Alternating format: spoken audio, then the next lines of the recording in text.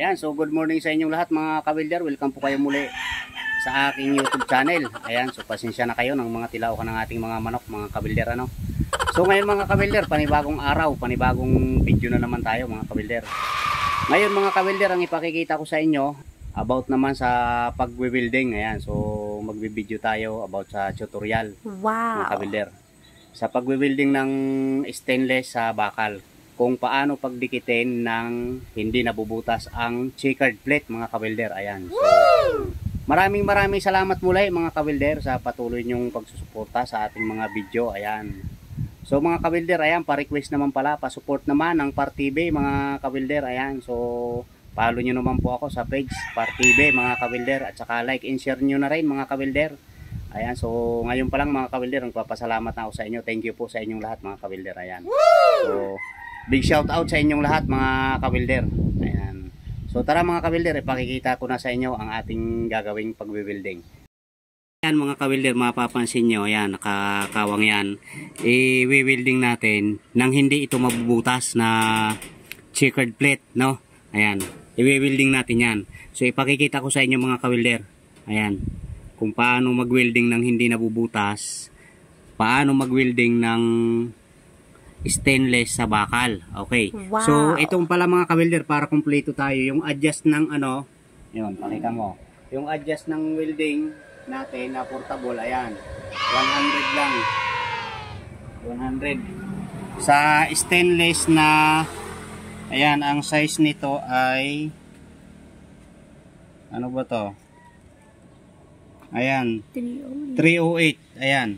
308 mga ka-welder. What? So ayan mga ka-welder, start na tayo. Kailangan makuha natin ng dalawang sundot lang. So iipitan natin ng vice grip yan mga ka-welder, or vice clamp. Ayan. Yan, start. O ayan. Kailangan dalawang sundot lang. Tatlo nga mga ka-welder, o. Ayan.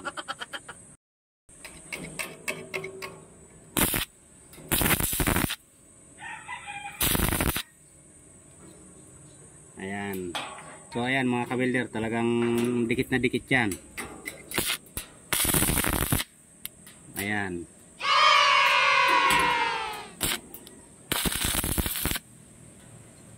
So ayan mga ka-welder, tige isang sundot lang, kapit na kaagad. Ayan.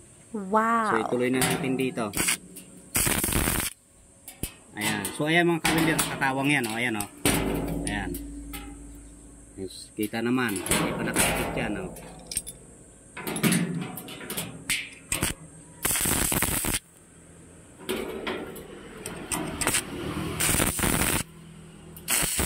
Okay, dito naman mga ka-welder, tapusin na natin to. Ayan, oh, para makita nyo talaga.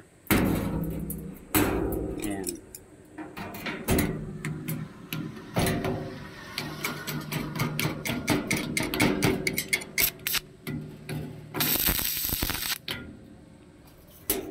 Ayan, dalawang sundot.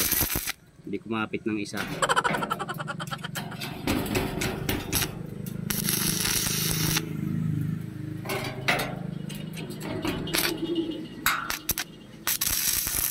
So, yan. Yan mga ka-welder, ito. Pag magsundot ka dito, kailangan sa bakal muna. Dito muna sa sulid bago pababa, papunta sa checkered plate. Ayan, o. Walang sablay yan mga ka-welder.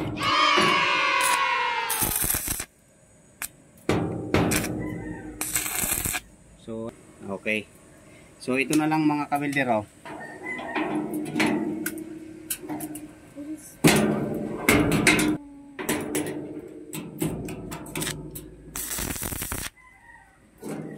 Okay.